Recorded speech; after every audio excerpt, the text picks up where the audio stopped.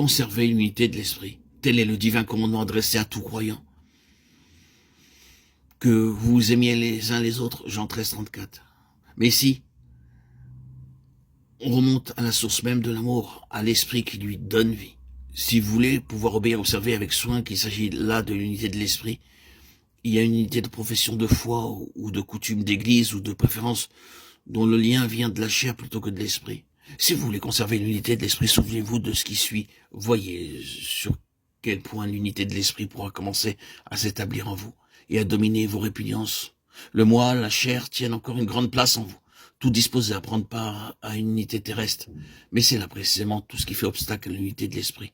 Reconnaissez qu'il n'y a en vous ni force ni amour pour aimer réellement, que tout ce qui vient de vous-même est égoïste et ne saurait parvenir à la véritable unité de l'esprit. Avec humilité, reconnaissez que c'est de Dieu que doit venir la force de vous rapprocher de ce qui ne vous plaît pas. Et réjouissez-vous de savoir qu'en vous habite une force capable de vaincre votre moi et de vous faire aimer ce qui n'est pas aimable.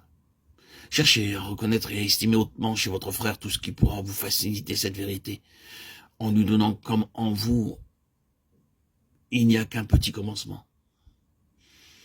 Une semence de vie divine entourée de beaucoup de choses encore charnelles et qui sont souvent déplaisantes. Il nous faut un cœur humble, pénétré de sa propre indignité et prompt à excuser autrui pour chercher à découvrir chez notre frère ce qui peut s'y trouver de l'image et de l'esprit du Père. C'est ainsi que fit Jésus, le dernier soir de sa vie terrestre, lorsqu'il dit à ses disciples, « L'esprit est prompt, mais la chair est faible. » Matthieu 26, 41. Ne jugez donc pas votre frère d'après ce qu'il est en lui-même, mais d'après ce qu'il est en Christ. Souvenez-vous que chez lui aussi habite cette vie de l'esprit que vous avez reçue de la grâce de Dieu.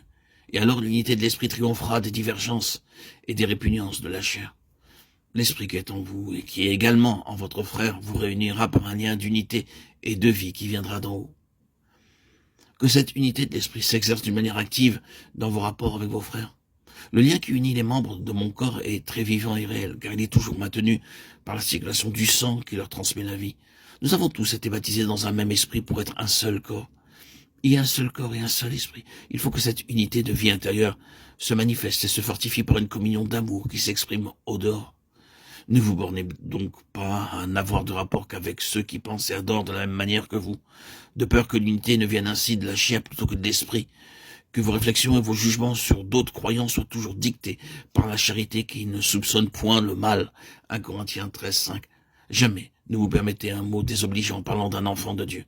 Aimez tout croyant, non pour ce qu'il peut avoir de sympathique ou d'attrayant, mais à cause de l'esprit du Père qui est en lui.